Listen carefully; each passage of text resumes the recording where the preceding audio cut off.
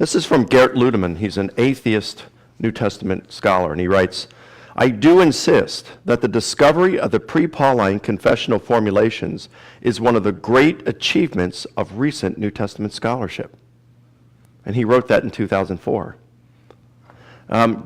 The prominent New Testament scholar Gerd Theissen, a German scholar, and another named Annette Mertz, they write, the analysis of the formula tradition about the resurrection of Jesus allows the following conclusion. A tradition in 1 Corinthians 15, 3b through 5, which goes back very close to the events themselves, attests appearances to both individuals and groups.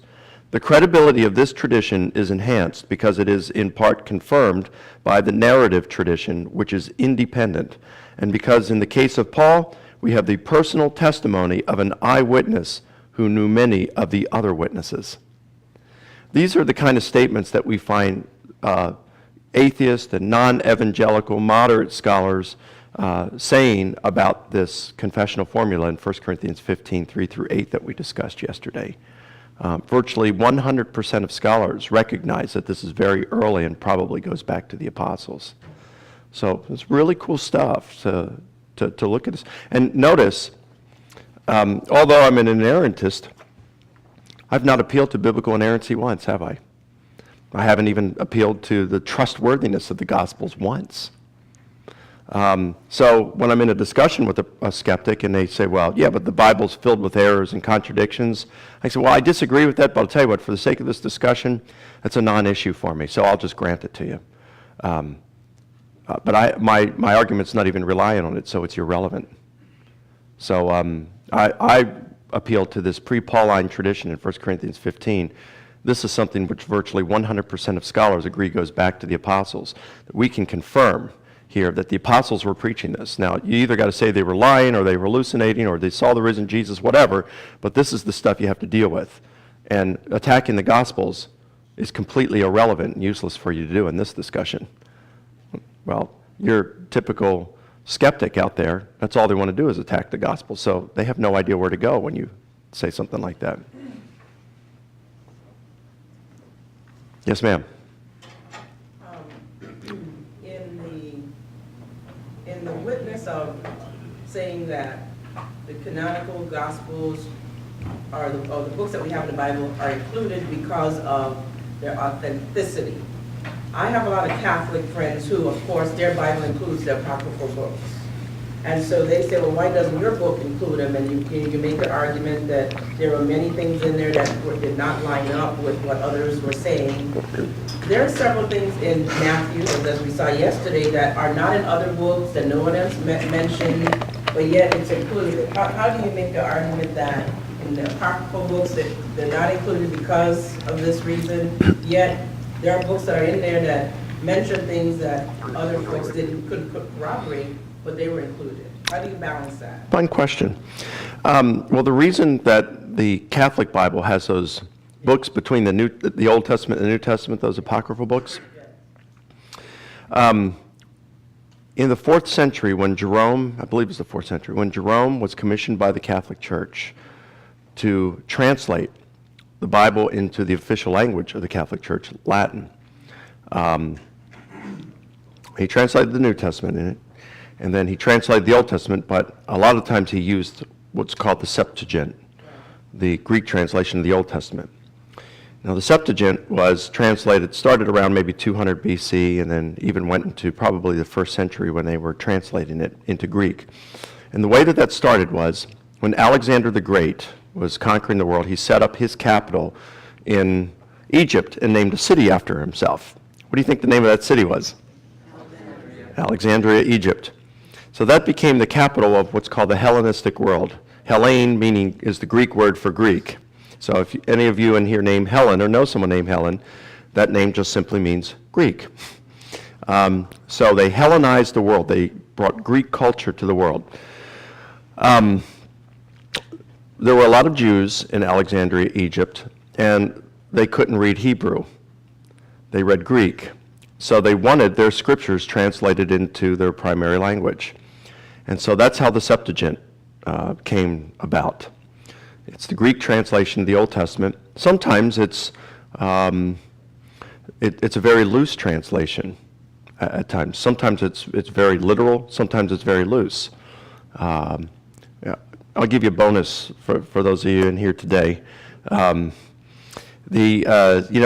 there's the discussion in our churches today about which English translation is good. Which one should we go with? And there's some diehard King James people. Maybe a few of you in here. That's okay. I'm not going to dog you. My dad is a diehard King James guy. His pastor is. My brother-in-law is, although he's loosened up on that somewhat. The Septuagint, again, is in many, many cases a very loose translation of the Hebrew. Now, you ever go to your New Testament and you come across a passage where they're quoting the Old Testament? And they usually have them in capital letters or something so you can tell. And then you look at the reference, and then you go back to the Old Testament and you read that reference, and it reads differently than how it reads in the New Testament. Well, why is that? Because in the New Testament quotes the Old Testament 330 times. And in about half of those cases, it's quoting from the Septuagint, which is different from the Hebrew. A lot of times the Septuagint is going to read like a dynamic translation, like the NIV or the New Living Translation. Sometimes it reads even like a paraphrase, like the Living Bible or the Message. Now here's what I say to my dad and my brother-in-law. If the New Testament writers, Matthew, Mark, Luke, John, walked with Jesus, or at least Matthew and John did, if they walked with Jesus, and Peter's giving his information to Mark, and Luke gets his information from the eyewitnesses, and they have no problems citing the Septuagint, which, again, in many cases is not a literal, but a loose translation of the Old Testament.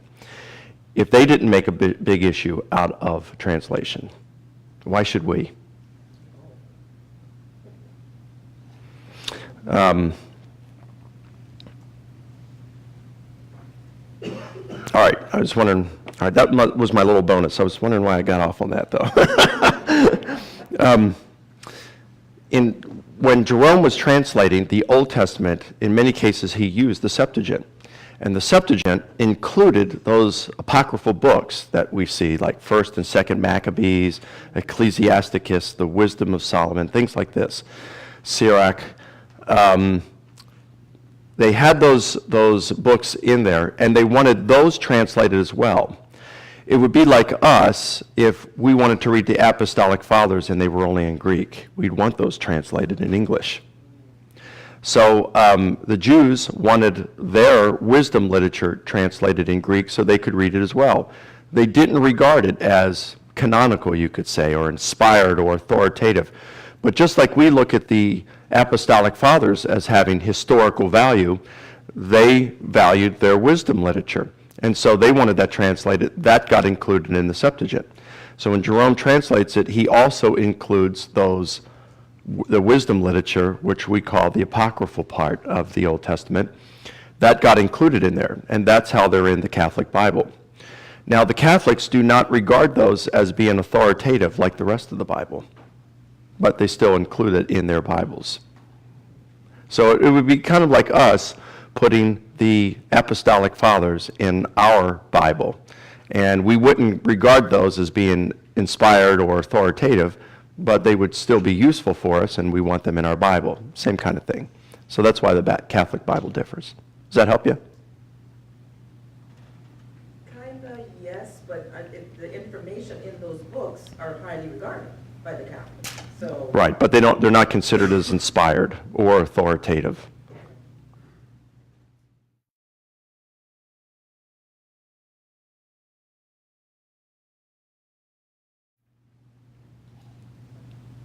All right. Well, let's jump into our lesson today. Now, yesterday we finished up with the fate of the apostles, what happened to them. We showed that we can prove with reasonable, adequate certainty that Paul, Peter, and James, the half-brother of Jesus, had been executed or martyred for their faith. We also showed that the remainder of the apostles certainly suffered for their faith. They may have been killed for their faith. It's just the records that we have of it are too late to be certain. So, but we know that they were willing to suffer continuously for their faith, and that they did suffer continuously. That's as far as we can go with that, but it's pretty good. And again, we said that even if they didn't die for their faith, to know that their colleagues were dying for their faith and continuing to preach and suffer for it, knowing that they could be killed, means that you're willing to die for your faith, and that's all we're looking for. If you're willing to die for your beliefs, it shows that you sincerely regard those beliefs as being true. Whether you die for them or not, you sincerely regard those beliefs as being true. So an example, there are two girls that I pray for every day. They're in Iran, and back, I think it was April, they were arrested by the government and thrown in prison because they had converted to Christianity. And that's punishable by death in Iran. So two girls, late 20s, early 30s, and they were brought before the court and threatened with execution unless they recanted and became Muslims again. And they said, no, you can kill us. We've already made up our minds. No, take some time. Nope, we've already made up our minds. We are Christians. We will not deny our Lord. So they sent them back to prison, the worst prison in Iran. And I think middle of November, they were let out. They were both having some health problems, but they still may be killed for their faith. One of the charges was dropped, but there are two more charges, either of which could bring them to be executed. So we'll see what happens with those girls, but whether they die for their faith as martyrs or not is irrelevant. They are willing to die for their faith, and that shows that they sincerely regard their Christian faith as being true. Same thing with the disciples. The difference, however, between a modern-day Christian who dies for her faith, or even Muslim, or anyone for that matter, and the disciples, the difference between modern martyrs and the disciples is that a modern martyr is dying for what they believe is true. But for all they know, it could be false. The disciples were suffering and willing to die for something they knew was either true or false. They knew what they were proclaiming, whether it was true, whether Jesus had actually appeared to them, or whether they were lying. So there's a big difference between dying for what you believe to be true and dying for what you know to be true or false. So it's a little stronger in the case with the disciples, the fact that they were willing to suffer and die for their beliefs, knowing that they had some experiences, is stronger than if we were willing to die for our beliefs, because they were dying for what they knew was true or false. Okay, so we've talked about the death of Jesus. We've talked about the appearances to the disciples. And now we go to the appearance to Paul. And that's short for Sam, that shortly or subsequent to Jesus' death and a little bit after, within usually 1 to 3 years, most scholars believe, that we have a persecutor of the church named Paul. He arrested Christians, he imprisoned them, consented to their execution for being Christians, and then he became one because he had an experience that he was convinced was of the risen Jesus who had appeared to him. And it radically transformed his life. Now, this separates Christianity a lot from other religions. I mean, number one, you don't have a lot of appearance traditions of the leader rising from the dead and appearing to them. But especially, you do have people who convert from other religions to others, but you got Paul, who was a hostile source. He was like a modern-day Osama bin Laden. Now, think about this for a moment. Because we read about Paul so often, it just becomes blasé to us, because we hear it so much. I want you to imagine that tonight you go home and you're watching the news and it says, we interrupt this program to bring you a special report live from Pakistan, where one of our embedded reporters has located Osama bin Laden in an undisclosed location. And so they zero in, you've got this video that's going on, it's a little fuzzy, it comes in, it goes out, that kind of stuff, right? From the Iraqi war. And so they're showing it, and this pickup truck pulls up with a gun in the back, and all the soldiers start firing in the air, and Osama bin Laden gets out of the truck, and he stands up in the back of the truck, and he puts his hand up and he says, brothers, He doesn't say sisters because he doesn't care about the women, of course, right? His brothers, listen to me. He says, we are all servants of Allah. But I want to tell you, in the other day, I was in a cave hiding from those horrible Americans. I was hiding with my colleagues, and the time for prayer came. And all of a sudden, as we were praying, a bright light shone throughout the cave. And we all fell on our faces. And a voice just bellowed throughout the cave, and it said, Osama, Osama, why are you persecuting me? And I said, who are you, Lord? And he said, I am Jesus whom you are persecuting. Now go, and I will tell you what you must suffer for my name's sake. And I'm here to tell you today, my brothers, that Jesus, Isa, is Messiah. He is the Son of God. We have been mistaken in denying him his rightful place and honor and saying he's only a prophet. He is prophet, priest, and king. And we can have the forgiveness of sins through him. And they pelt him with stones.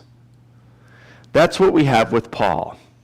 We have someone who was arresting Christians, persecuting Christians, hated Jesus, hated the whole church thing. And then he became one because he had an experience that he thought was of the risen Jesus that appeared to him. And he was willing to die and eventually died as a martyr. This is the strength of the testimony of Paul. And skeptics know it because they like to discount this, the conversion of Paul. You have people like Michael Martin, an atheist philosopher, saying in his book, The Case Against Christianity, well, what's the big deal about Paul? After all, he wasn't a religious skeptic. In other words, because he wasn't an atheist or agnostic, we really can't trust his testimony. It really is grasping at straws there. So it's a very strong testimony that we have with Paul, and these skeptics know it. Now, Paul says he was a persecutor of the church who converted. We find this in Galatians, 1 Corinthians, and Philippians. These are undisputedly written by Paul. It's also reported by Luke in Acts. And then we also have what appears to be an oral tradition that would predate the New Testament writings in Galatians 1:23. And Paul says, yeah, when I was there, they hadn't seen me, they didn't recognize me. All they knew was they had heard that he who persecuted the church now proclaims the faith he once sought to destroy.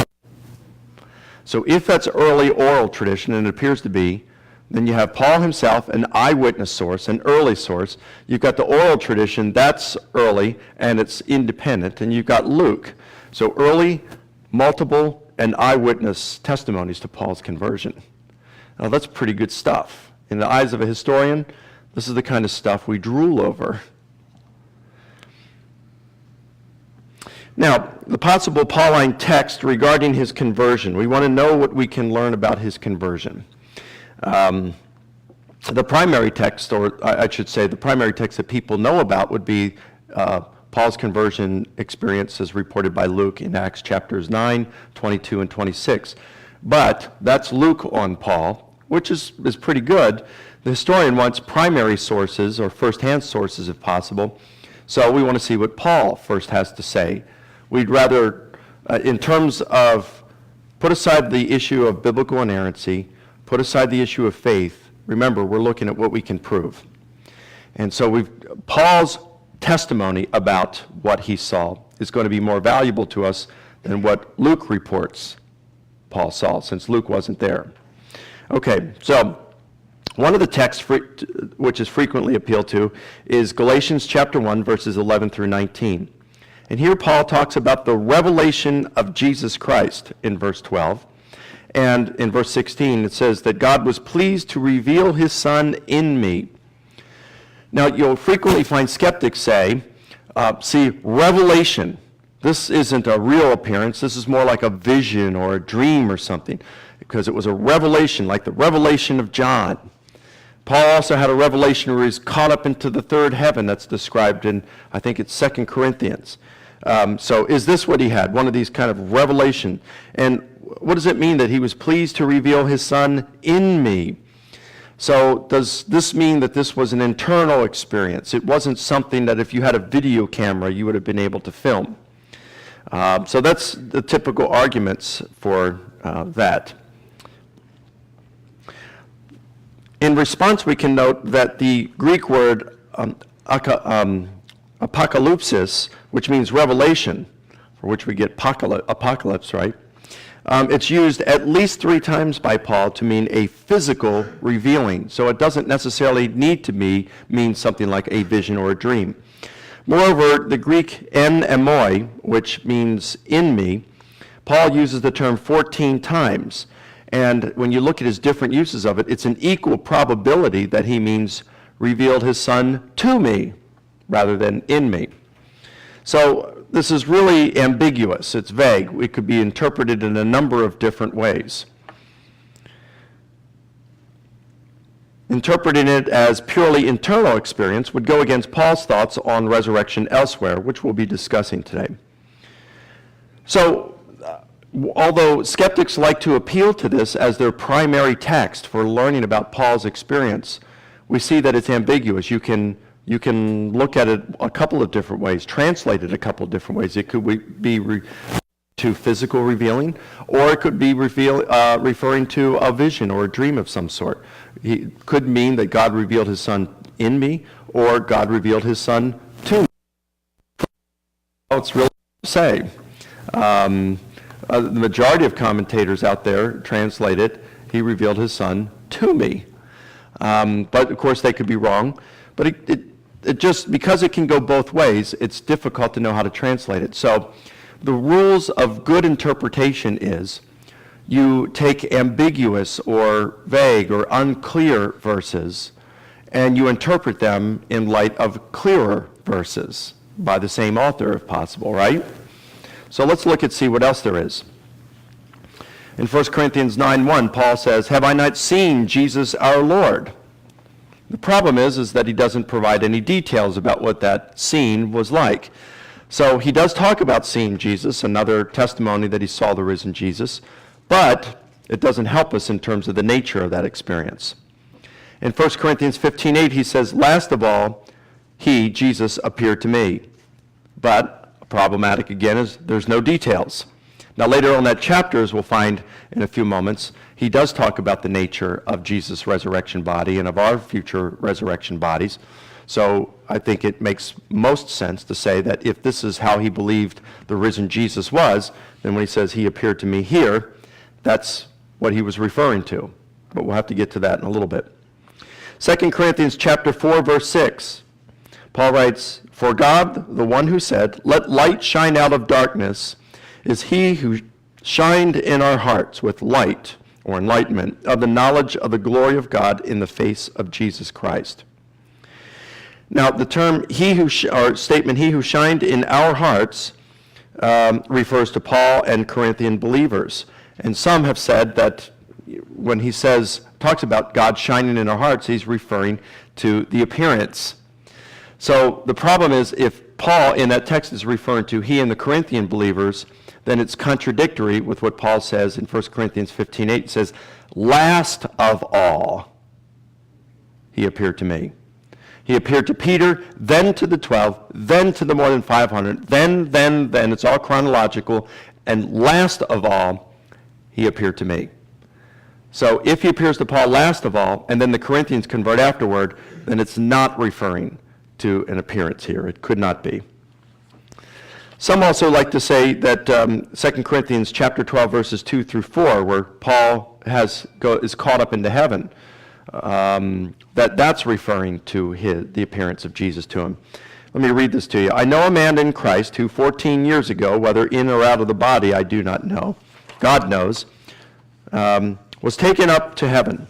And I know such a man, whether in or out of the body, I do not know, God knows. He was taken up into paradise and heard inexpressible words that are not permissible for a human to utter." Now, this is Paul referring to himself, but is it the appearance, the resurrection appearance of Jesus to Paul? It's very unlikely, because he says this event occurred 14 years ago. Now, 2 Corinthians was written around the year 56. This places Paul's vision that he describes here around the year 42. Jesus died in around the year 30, and of course, Paul within 1 to 3 years after, so it doesn't fit the time scheme. Galatians was written in 55, if we go by the later date, and in Galatians 2, he says he went to Jerusalem 17 years or 14 years earlier, in the year 38. So it's just too early to coincide with Paul's conversion. You just can't match the dates up with this.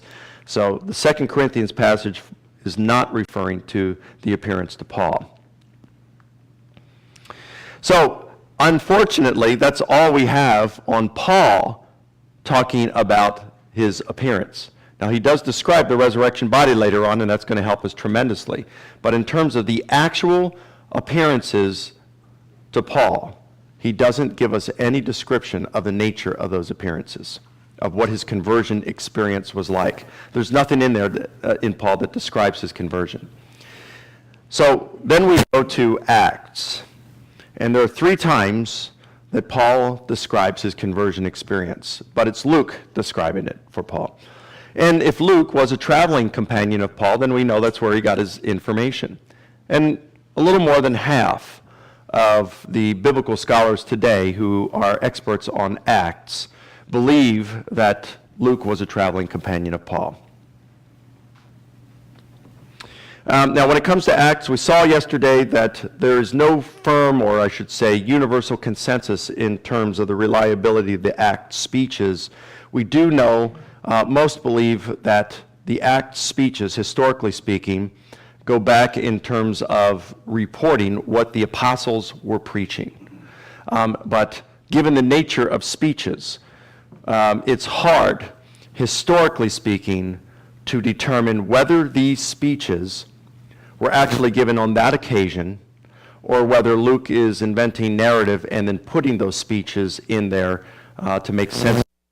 Given that Luke appears to be a very good historian and a careful historian, I regard it as very unlikely, highly unlikely, that he's inventing these speeches. I think that he's probably following the literary conventions that we heard from Thucydides yesterday, where he says you can't invent speeches that did not occur.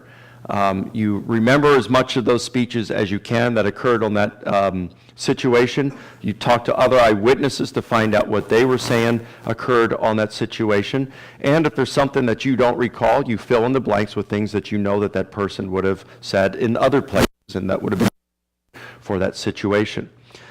So I think that the Acts speeches are highly reliable.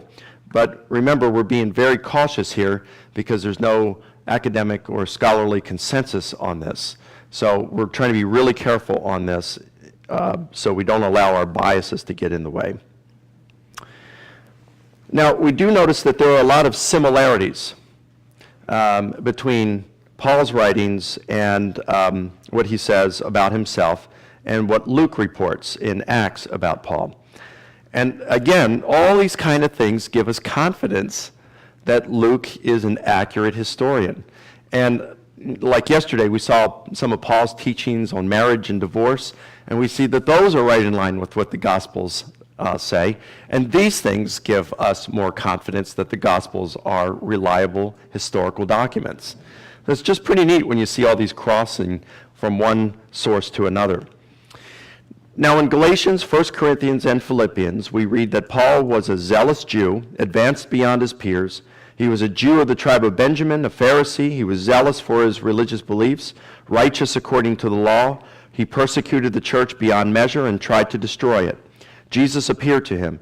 He was commissioned by God to preach to the Jews and Gentiles and went to Damascus after his experience. That's what Paul says about himself. Now here's what Acts says about Paul. He was brought up in Jerusalem, educated under Gamaliel, strictly according to the law of the fathers, zealous for God, lived among Jerusalem Jews from his youth, and was a Pharisee according to the strictest sect, went door to door in Jerusalem, arresting and imprisoning Christians, was passionate about threatening and murdering Christians, went to the high priest, and obtained letters to the synagogues in Damascus to arrest Christians and bring them to Jerusalem.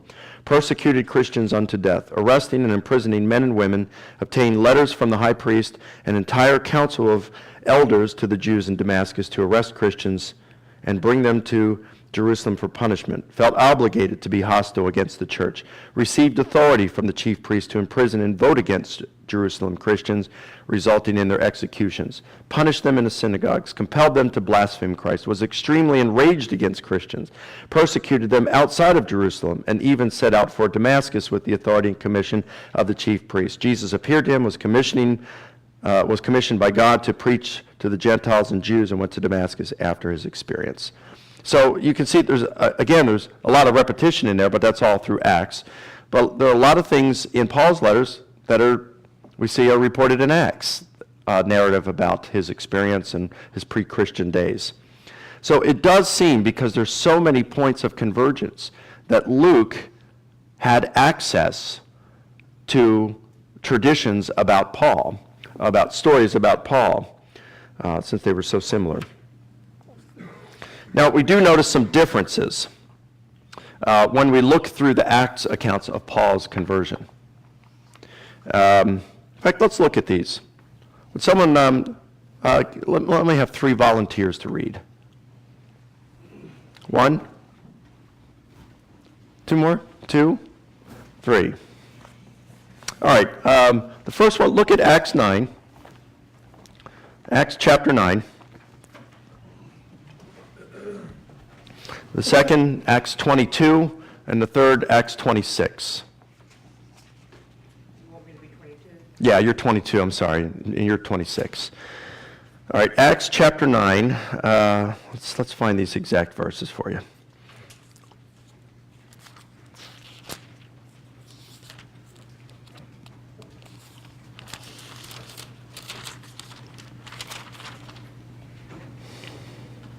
We're going to go Acts 9, 1 through 19. And then let's see, 22.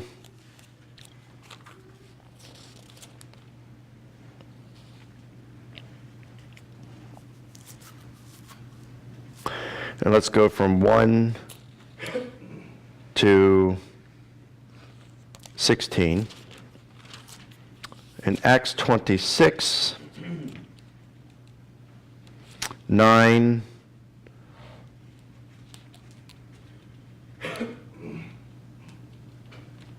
through 18. Okay? Then Saul, still breathing threats and murder against the disciples of the Lord, went to the high priest and asked letters for him to the synagogues of Damascus, so that if he found any who were of the way, whether men or women, he might bring them bound to Jerusalem. As he journeyed, he came near Damascus, and suddenly a light shone around him from heaven. And he fell to the ground and heard a voice saying to him, Saul, Saul, why are you persecuting me? And he said, Who are you, Lord? Then the Lord said, I am Jesus, whom you are persecuting. It is hard for you to kick against the goads. So he, trembling and astonished, said, Lord, what do you want me to do? And then the Lord said to him, Arise and go into the city, and you will be told what you must do. And the men who were journeying with him stood speechless, hearing a voice, but seeing no one. Stop. They stood speechless, hearing the voice, but seeing no one. Okay, go ahead. And then Saul arose from the ground, and when his eyes were opened, he saw no one. But they led him by the hand and brought him into Damascus. And he was neither ate nor drank. Now there was a certain disciple at Damascus named Ananias, and to him the Lord said in a vision, Ananias, and he said, Here am I, Lord. So the Lord said to him, Arise and go to the street called Straight, and inquire at the house of Judas for one called Saul of Tarsus. For behold, he is praying. And in a vision he has seen a man named Ananias coming and putting his hand on him, so that he might receive his sight. And then Ananias answered, Lord, I have heard from many about this man, how much harm he has done to your saints in Jerusalem. And here he has authority from the chief priest to bind all who call on your name. But the Lord said to him, Go, for he is a chosen vessel of mine to bear my name before Gentiles, kings, and the children of Israel. For I will show him how many things he must suffer for my name's sake. And Ananias went his way and entered the house. And laying his hands on him, he said, Brother Saul, the Lord Jesus, whom appeared to you on the road as you came, has sent me that you may receive your sight and be filled with the Holy Spirit. Immediately there fell from his eyes something like scales, and he received his sight at once. And he arose and was baptized. So when he had received food, he was strengthened. And then Saul spent some days with the disciples at Damascus. Okay, great. All right, let's listen to the same account read in Acts 22. Brothers and fathers, listen now to my defense.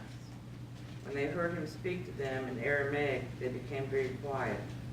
Then Paul said, I am a Jew, born in Tarsus of Cilicia, and brought up in this city. Under Gamaliel, I was thoroughly trained in the law of our fathers and was just as zealous for God as any of you are today. I persecuted the followers of this way to their death, arresting both men and women and throwing them into prison, as also the high priest and all the council can testify. I even obtained letters from them to their brothers in Damascus and went there to bring these people as prisoners to Jerusalem to be punished. About as I came near Damascus, suddenly a bright light from heaven flashed around me. I fell to the ground and heard a voice say to me, Saul, Saul, why do you persecute me? Who are you, Lord? I asked. I am Jesus of Nazareth, whom you are persecuting, he replied. My companions saw the light, but they did not understand the voice of him who was speaking to me. Did you hear that? They saw the light, but didn't understand the voice. What was it in 9? They heard the voice, but saw no one. Okay? What shall I do, Lord? I asked. Get up, said the Lord, and go into Damascus. There you will be told all that you have been assigned to do. My companions led me by the hand into Damascus because the brilliance of the light had blinded me. A man named Ananias came to see me. He was a devout observer of the law and highly respected by all the Jews living there. He stood beside me and said, Brother Saul, receive your sight. And at that very moment I was able to see. Then he said, the God of our fathers has chosen you to know his will and to see the righteous one, and to hear the words from his mouth. You will be as his witness to all men of what you have seen and heard. And now, what are you waiting for? Get up, be baptized, and wash your sins away, calling on his name. Now notice that it's almost like what Ananias had said to Paul in 9 is what God's saying to Paul in 22. All right? Go to chapter 26 now. Now, her version said, about the voice that is kind of misunderstood. But 9 in King James said they didn't hear a voice at all. Okay? We're going to talk about that difference too. And listen, the reason I'm going through this is because the skeptics you encounter are going to bring these up. This is very common. But we're going to show you how this is all resolved. But you got to see the differences, the surface differences at least, so you'll know how to answer these things. Okay? Starting in verse 9. So then I thought to myself that I had to do many things hostile to the name of Jesus of Nazareth. And this is just what I did in Jerusalem. Not only did I lock up many of the saints in prisons, having receiving authority from the chief priests, but also when they were being put to death, I cast my voice against them. And as I punished them often in all the synagogues, I tried to force them to blaspheme, and being furiously enraged at them, I kept pursuing them even to foreign cities. While thus engaged, as I was journeying to Damascus, with the authority and commission of the chief priests. At midday, O king, I saw on the way a light from heaven, brighter than the sun, shining all around me, and those who were journeying with me. And when we had all fallen to the ground, I heard a voice saying to me in the Hebrew dialect, Saul, Saul, why are you persecuting me? It is hard for you to kick against the goads. And I said, Who art thou, Lord? And the Lord said, I am Jesus whom you are persecuting. But arise and stand on your feet.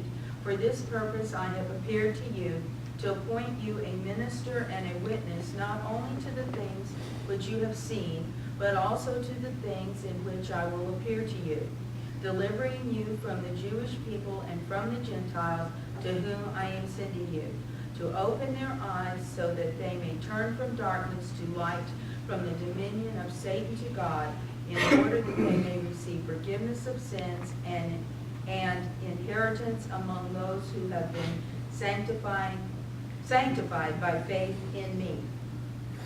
Thanks. Do you see the differences in these accounts? Okay, let's talk about these. Now, you start off, one of the differences is the light.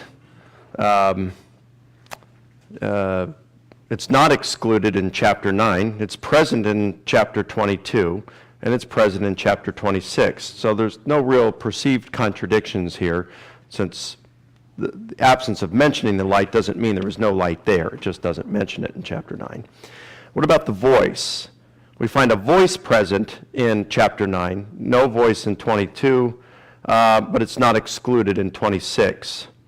Posture, here's an interesting one. So there's no contradiction. Possibly in terms of what the voice says or whether they hear it or not. In terms of the posture, and we're going to look at these each. The posture standing in chapter 9, it's not specified in chapter 26, and they're all on the ground, or in 22, and they're all on the ground in chapter 26. So it seems we have to look at what the voice, did they hear the voice or not? And were they standing or were they on the ground? What was their posture? Now, in terms of the voice, the Greek word is akouo, and I've listed a bunch of things here, but most of the time the term means to hear. But there are numerous occasions, many in which Luke, who's writing Acts, uses the term to mean to hear with an intent to understand. So that's why her translation said they didn't understand. They heard the voice, but they didn't understand it. And yours says they didn't hear it. Okay? They're both accurate translations. Here would be accurate, but I think that hers brings out the sense of what's being made there.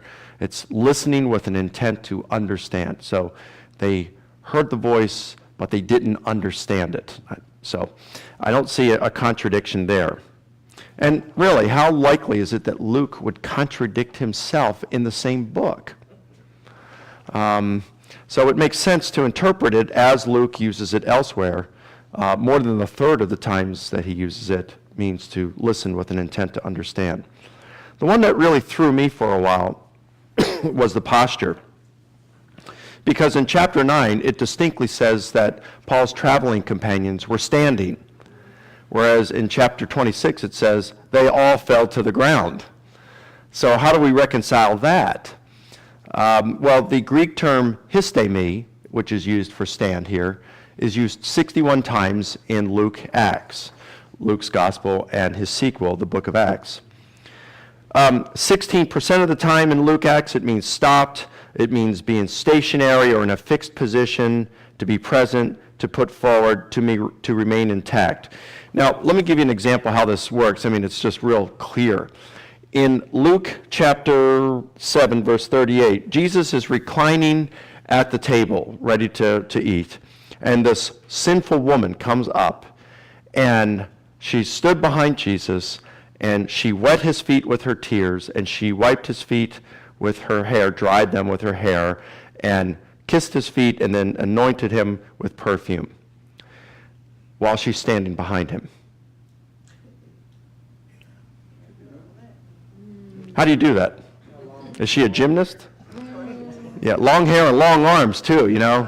Gorilla woman. So, I mean, it just would, the standing means staying stationary. That's what the term can mean. It means standing like this, or in the military you'd hear the term stand down, right? It, you know, or as Harry Callahan, Clint Eastwood would say in Dirty Harry, back off, dirtbag.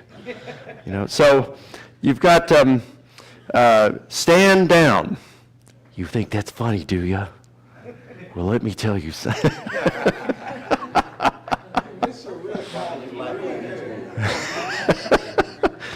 You know, there's two things I don't like about you.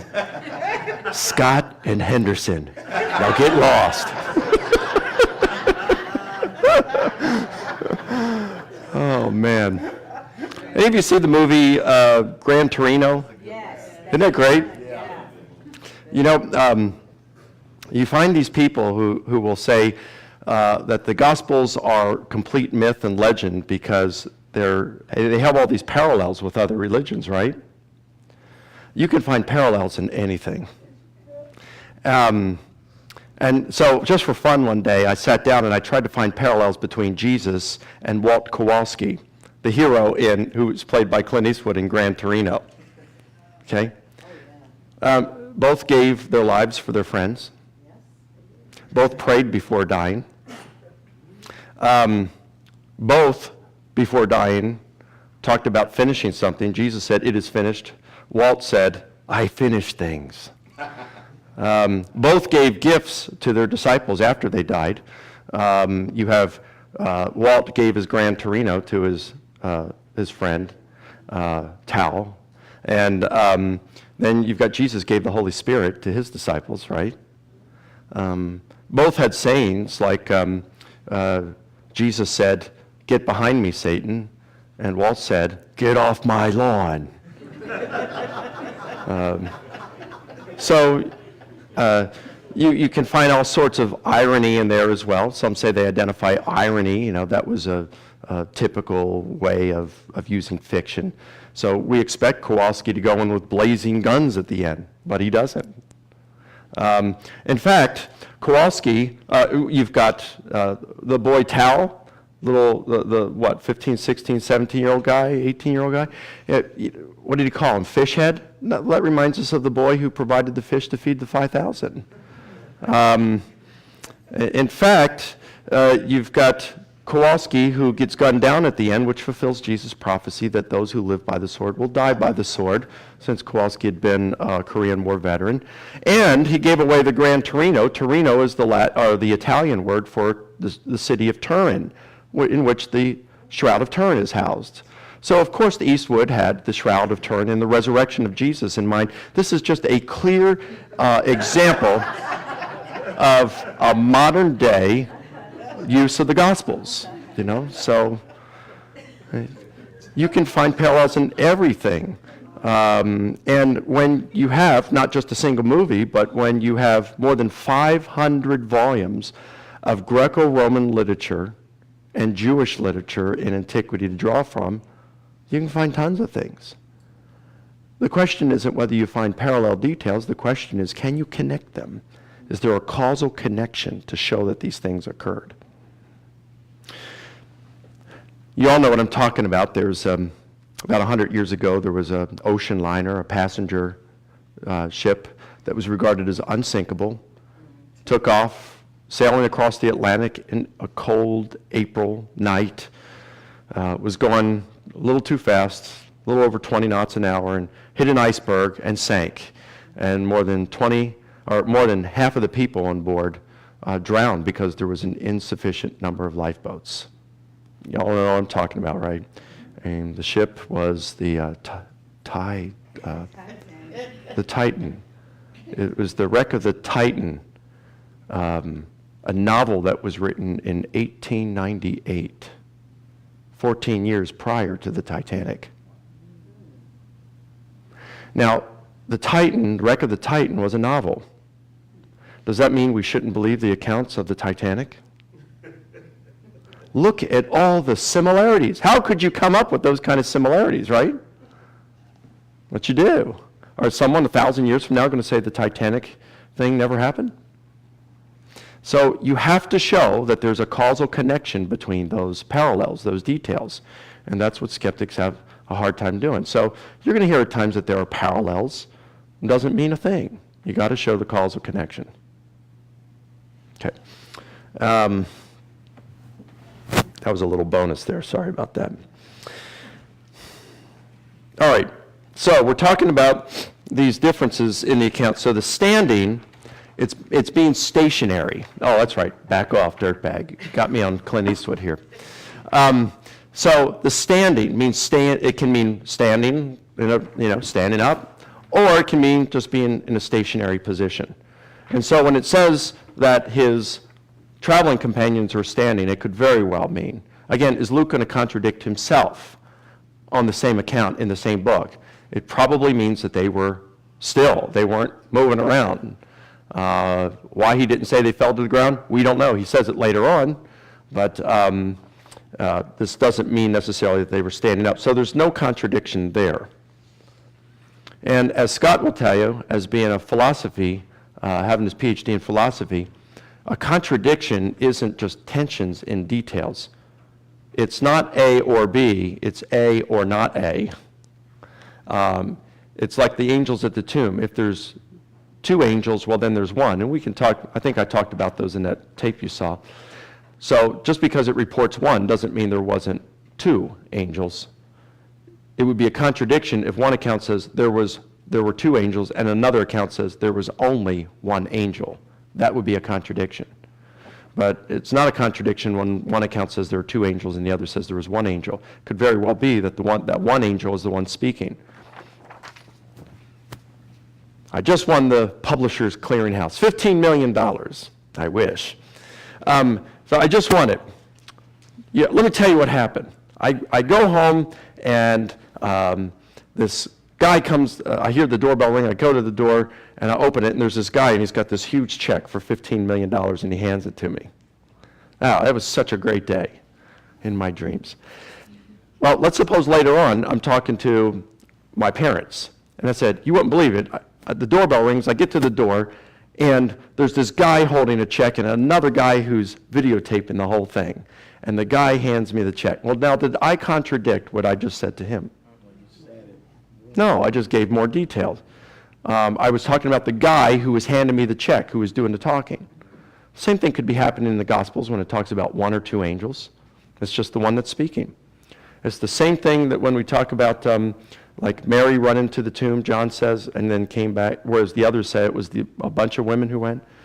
But Mary runs to the tomb, she comes back and she says, they've taken the Lord and we don't know where they've laid him. So it's obviously just talking about the person who's speaking. Mary was the one speaking. That's not a contradiction. All right. Now Paul's experience, he perceived as the risen Jesus appeared to him, involved both visual and auditory components. There was a very bright light he saw. He heard the voice of Jesus, which communicated to him specific information within a dialogue. Paul's traveling companions perceived portions of the audio and visual components of the appearance. So there was an external reality to it. It wasn't all just going on in Paul's mind. Some skeptics will say, maybe he was having an epileptic seizure. Well, if that's the case, then why are his traveling companions having experiences as well of hearing some sort of a voice, just not understanding what it's saying? Why are they seeing the light as well? If it's just Paul having this internal psychological experiences, the rest aren't. I love it when skeptics come up and say this thing about Acts. So, oh, really, you want to grant Acts? And, oh yeah, and Paul just had this vision. I mean, look at it. He sees this bright light and stuff. So it wasn't, he didn't believe in bodily resurrection. I said, oh, okay, you're granting Acts then? I love it. I'm glad you're granting, because I was just being real careful. I was just trying to be real nice and not just throw all these sources at you and only use the best, the very best I could use. But if you're going to grant Acts, I'm fine with that. Let's go to Acts chapter 13, where Paul is also preaching. And he quotes scripture where it says, you will not allow, Psalm 16:10, you will not allow your Holy One to see decay or be abandoned to the grave. And Paul goes on and he says, see, this couldn't be referring to David, because David died, is buried. You know where he is. You know where his grave is. He decayed. But Jesus died, was buried. His body did not decay.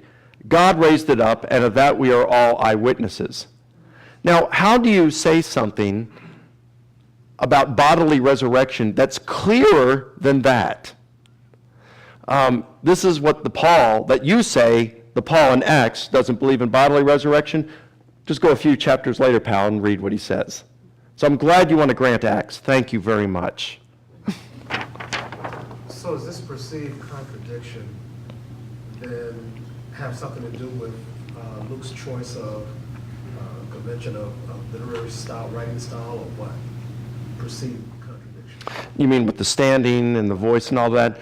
So the question is, was this just part of Luke's writing style? It may have been. Some have suggested that Luke is telling three accounts. He's telling the same account three times, and so he wants to tell it a little bit differently each time and include different details each time. So that could have been intentional on Luke's part as an artistic way of doing things. I don't see the contradictions, though. What I'm saying is when one says they were standing, the other said they were on the ground, that word stand doesn't mean stand necessarily like standing up. It just means being still, which could mean on the ground or anywhere. It's just vague. So there's no contradiction there. But you suggested that Luke was probably more of a pretty astute historian, so being artistic doesn't seem like that would be his goal at all. You know? Oh, no, that would be precisely why that would be the case. Remember what Lucian said about writing speeches, that Lucian said you have to reproduce what the person said. You want to get the content right, but once you've got your content, then the historian is free to show off his oratory skills. Remember that? Yeah. And we do see these speeches in Acts using Lucan vocabulary and grammar in it. So it's pretty interesting. So Luke could very well be doing that. But what I'm saying is these really, in English, they may be perceived contradictions, but when you look at the Greek, they're really not contradictions, because when it says they didn't hear, could very, very, very easily mean they didn't understand him. That's what the Greek means. So that's not a contradiction. And the standing, that's not a contradiction, because that can just mean being put, stand put, in place. So Luke may not even be using literary techniques there. It's just something that in English it's more difficult to translate. Yes, ma'am. Well, in English, we use hear and understand interchangeably too. I mean, have we ever... You didn't hear what I said, okay? Oh. Exactly. Yeah, you're right. Yeah. We do use those interchangeably in English. So, yeah, I don't see these as contradictions. And the thing where Paul has God telling him something that in chapter 9 he has Ananias telling him. Remember, Luke is reporting that God told Ananias to tell this to Paul. So is this a contradiction when Paul says, God told me this? I don't think this is a contradiction on Luke's part. He's just using economy there. So it's kind of like if, I don't know, I mean, if I asked my wife to tell my son to do something, and in one case he said, well, Mom told me to do this, and in another case he said, Dad told me to do this. He's right. That's not a contradiction. So these are good to be aware of, because if you're engaging with skeptics who, again today, they are more sophisticated than they were 20 years ago, than they were 10 years ago, you're going to come across these things. So that's why we're covering them.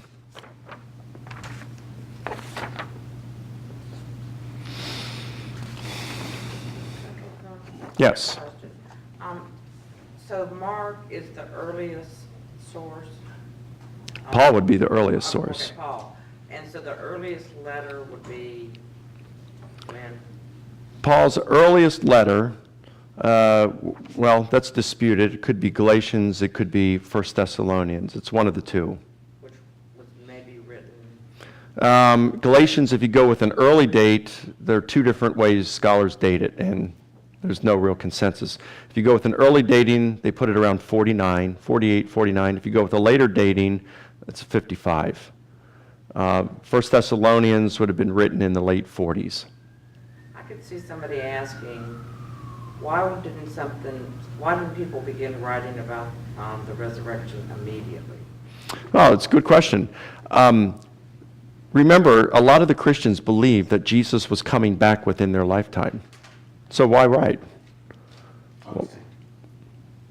The fact that we do have 4 biographies of Jesus written within 3 to 6 decades of his death, that's very close to the events themselves compared to other biographies of antiquity. Yeah, but you also have the historical reports. They're late too. Oh, yeah, I mean, absolutely. It does beg the question, why that time lag? I mean, you look at today, we want to report facts right away. I don't know Yeah. what. They report before it happens. I mean, It's a full difference in how it reported. I mean, so the timing was not any consequence, how long you waited to get it out. And remember, back then, since only about 10% or less of the people could read, So that's it. Well, that's probably it. most of the stories were done orally. There were oral performances, and that's how most of it was being learned.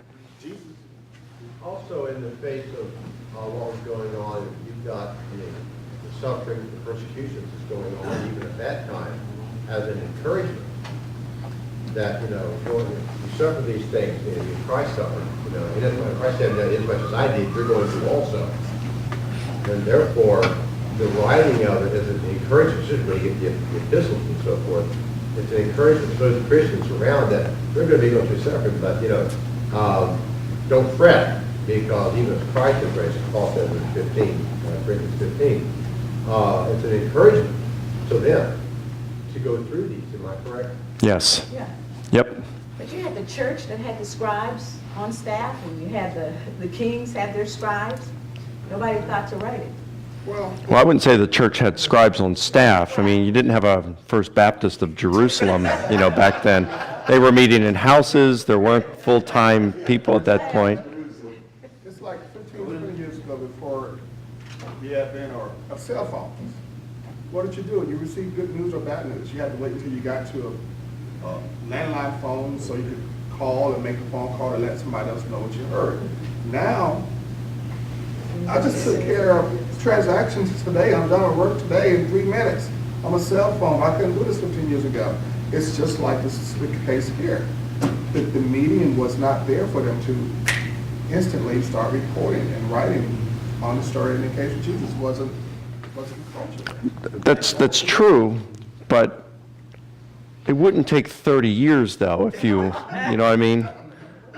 Just because they didn't have a cell phone, it wouldn't take you 30 years to get this stuff down. I do think, they were communicating this stuff orally. In fact, there have been many proposals recently that the Gospel of Mark that we have today, written by Mark, was written as an oral performance. That could be a reason why, plus the fact that they thought Jesus was coming back in their lifetimes. Don't you think that if it was orally, then they had to go and find that witness, and because, they didn't have cell phones or vehicles to get them to where those witnesses were, it took them time and years to go to get that oral. When you've got the living witnesses still around, Where were they? huh? You're speaking as if they were right next door. No, they're in Jerusalem, of course. But then you've got Paul, and you've got some of these others that are traveling around speaking, these other apostles, you could say, because, it says he appeared to the 12, and then it says then he appeared to all of the apostles. And that appears to be a larger group. It could be beyond the 12. It could have been that group of 70 the Gospels mentioned that traveled with Jesus. They weren't part of the inner 12, but they were the second-tier group of leaders. That's an understanding of saying that they stayed together cohesively after his death. After his death, what the word says that they departed, they spread out, they went their own ways. Now, So you got a guy saying, I walked with Jesus. I was one of his disciples, and here's what happened. And he's telling it orally. Back to what you said on the point that they thought he was coming back soon. he did make mention in John, I believe, that he made mention to the disciples, if I desire for John to live until I return, then so be it. So maybe they could have been, oh yeah, he's coming back in 40 days, 40 after he leaves. Been around 40 days, he'll come back in 40 days. But isn't that You never know, also- because we still wait. We don't know when. But isn't it Right. also a translation that said, well, what's it to you? You know, I thought that to me, sometimes Jesus could get a little flippant. You know? True. He said, what's it to you, you know? But the point I wanted to get to was the motivation, maybe. I would be motivated if I had such a fantastic event to happen in my life. I would be motivated. I might not do it right this moment. It may be 10 years from now, because maybe my kids are only 15, 20, but the moment I have my first grandchild, I said, wait a minute, I got to let my grandkid know. I need to write this down. I can't depend on my son or my daughter telling my grandkids about that. I need to write every detail down. But now you're thinking like a 21st century person. Yeah. Remember, they memorized things a lot back then. Who's to say they didn't write it immediately? It just were probably documented. Well, it could be. I mean, Luke said there were many who had written accounts. We just don't know what they would have said. We know they were talking. I agree with what you said about only 10% or less being able to read. If these events happen, why would I want to spend my time and energy? Yeah, 10%. I would want to make sure So as many masses. people, to communicate this, you know, so it would be oral, and only later, when I Big start event, wondering, something well, big how are we that happens. going to be sure that future generations get it right, then start writing? Yep. And remember, the oral tradition and stuff, it wasn't like that game of telephone like today, as I showed you in the video on Monday. It wasn't like that. It was more like the passing along of martial arts forms, where you're very careful to keep every single detail correct. They did allow some sort of flexibility in there, but there was a core that could not be altered. But one of the things I think we're doing is we're giving the motivation from being self-motivated within the writers themselves. When we know that God moved them to do this, you know. Right, it's time. It's time. It'd be a good idea. True, but we can't consider that historically. Grant. Remember? I mean, yeah. That number. All right, there's two reasons why I can't include that. Number one, as a historian, I can't say, well, God did this. And number two, it comes from 2 Peter, Right. which, I'm talking about motivation, I'm talking about motivation, what motivated them to do this. Right, and so you're saying it was And God's through timing. historically It was motivation. God's timing. It was his timing. yeah, You can't say that as a I know historian. you I can't say it as a that- historian, no. But it really was God's timing. So it is what it is. it is what it is. And you know, and if someone doesn't like it, you can say, look, there's a lot of things in history that we just don't know, we can't figure out. I mean, Richard the Lionheart, during his crusade, he went to take Jerusalem, and he was winning battle after battle after battle after battle after battle. He got to Jerusalem, he's looking in the city. Saladin, the Muslim general, had seen that Richard the Lionheart was coming, realized he couldn't defeat him, and so Saladin pulled everyone except a few stray soldiers out of Jerusalem. All Richard the Lionheart had to do was just go in the city and take it. And yet, he got 95% of the way, and then he sued for peace without taking the city. And nobody understands why he did that. Can't figure it out. There's a lot of things like that in history. So an unanswered question doesn't mean something. I mean, we can always argue, well, if this happened, then this, if this really happened, then we should have this. We don't have this, therefore this didn't happen. That's what's called a modus tollens argument. And you wouldn't use that because, at least in history, because there's just so many things in history we don't know. People aren't like vending machines where you put in $1, you push the button, and whatever it is you're trying to get comes out almost all the time, hopefully. Most of us don't keep personal journals of our own lives. So if that's the case, people aren't like that. We act differently. We're not predictable in many cases. We do things that others don't understand. If you're a woman, you do things that you don't understand. Just teasing. I'm married to one. That's how I know.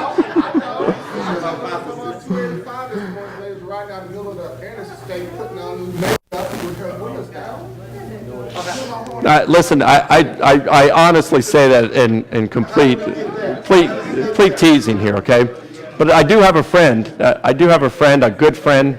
Shh.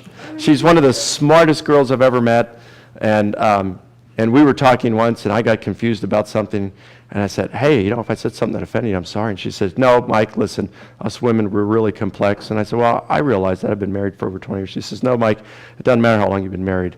You don't know how complex we are. We don't even understand ourselves half the time, So this is coming from one of your own, not from me, so.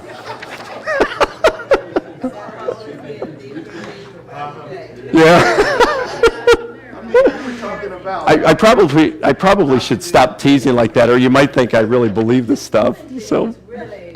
Well, notice he didn't provide any of the sources. Well, he has eyewitnesses right here. Well, hey, the fact that I'm saying this in front of you, if I really believed it, I wouldn't say that, okay? But, Gary Habermas, my mentor, best friend, he and his wife come over every Labor Day weekend. We spend time, and the whole weekend, he just jokes with all these women jokes with his wife, my wife there, and we all just laugh, and they fire back at us as well. And so I hope this just shows you I feel very comfortable with you all. That's all. Okay, back to Paul. So we see these things about Paul, but then what was Paul's fate? Well, we have about 7 ancient sources that report that Paul was willing to suffer and he was willing to die for his beliefs, and in fact, eventually did die as a Christian martyr. And if you want those sources, they're in the Case for the Resurrection of Jesus in the section on Paul. There's 7 of them. So that's the last of our historical bedrock, I believe. We are going to cover some other things that in there, but we've got the death of Jesus, the appearances to the disciples, the appearance to Paul. We are going to look next at Paul's view on resurrection. What did Paul believe about resurrection? He doesn't really say anything about the nature of his appearances, the appearance that he experienced. So now we want to know what he says about resurrection, because that's going to be a key that unlocks what he believed resurrection was and what, of course, the Jerusalem apostles who walked with Jesus, what they believed they saw.